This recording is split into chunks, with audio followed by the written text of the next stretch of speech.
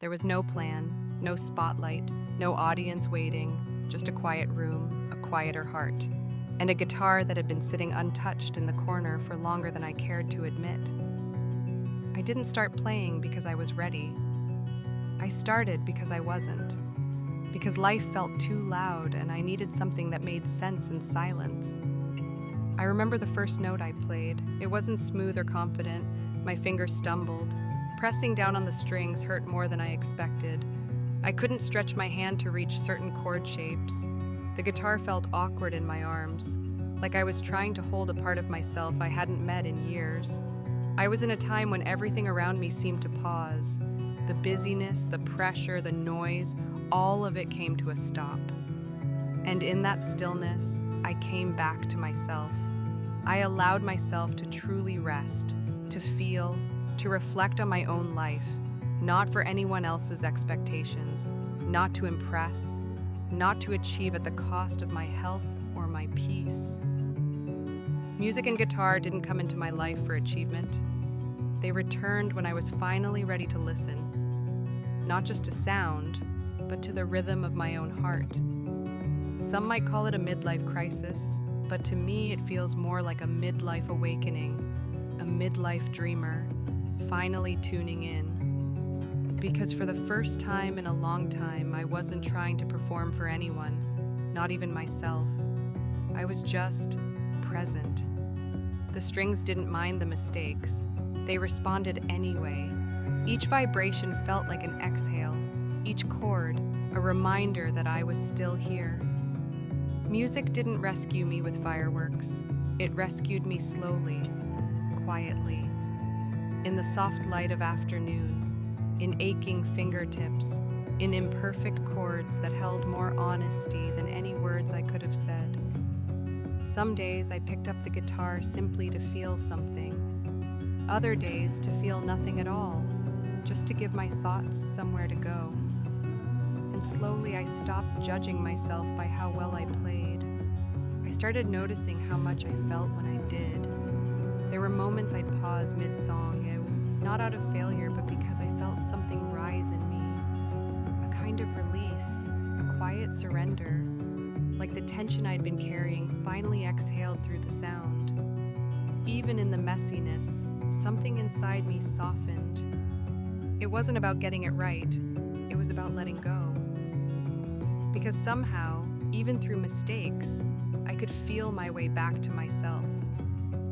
They say it's never too late to start something new, but what they forget to tell you is that starting late means you begin from a deeper place, not from pressure, but from longing, not from fear, but from love. I didn't have a goal, I had a pull. Something in me wanted to play, not to prove, but to remember.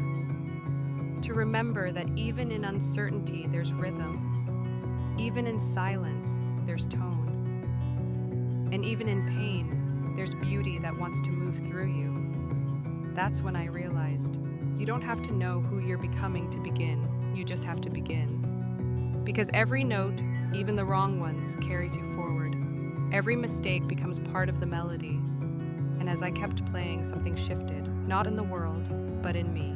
It wasn't a grand stage, just a small recital with a few fellow adult learners and a scattering of listeners. No pressure, no prestige. Just a moment that asked something simple of me, to show up.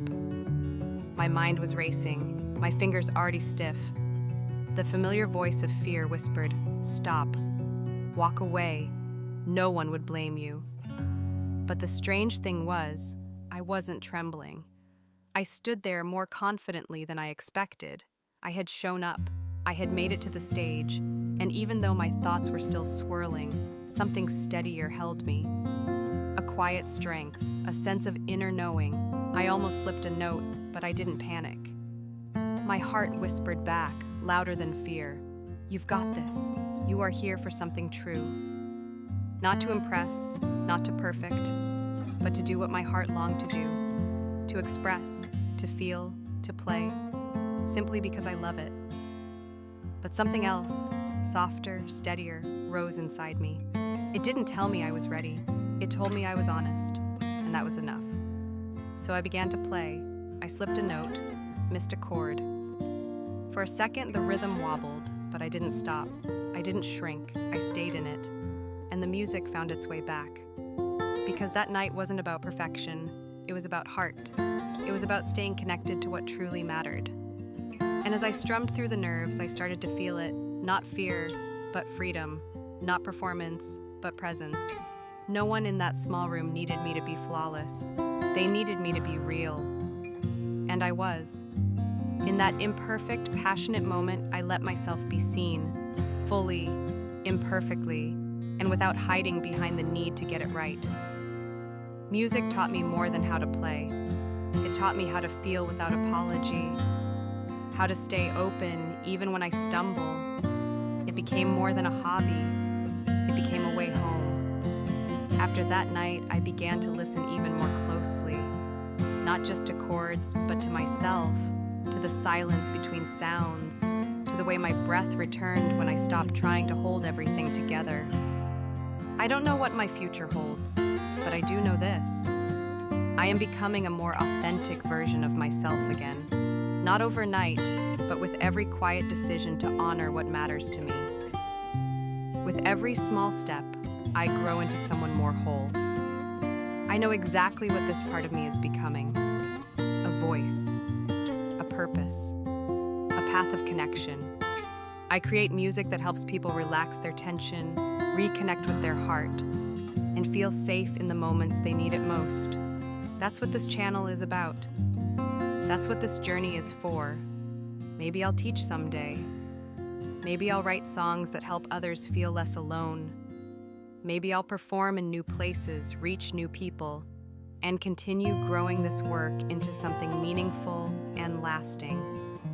What I know for sure is this: I will keep playing, not only for myself, but for anyone who needs to remember they are not alone. Because music is more than expression, it's a lifeline, a healing, a sacred space to return to who we are and who we are becoming.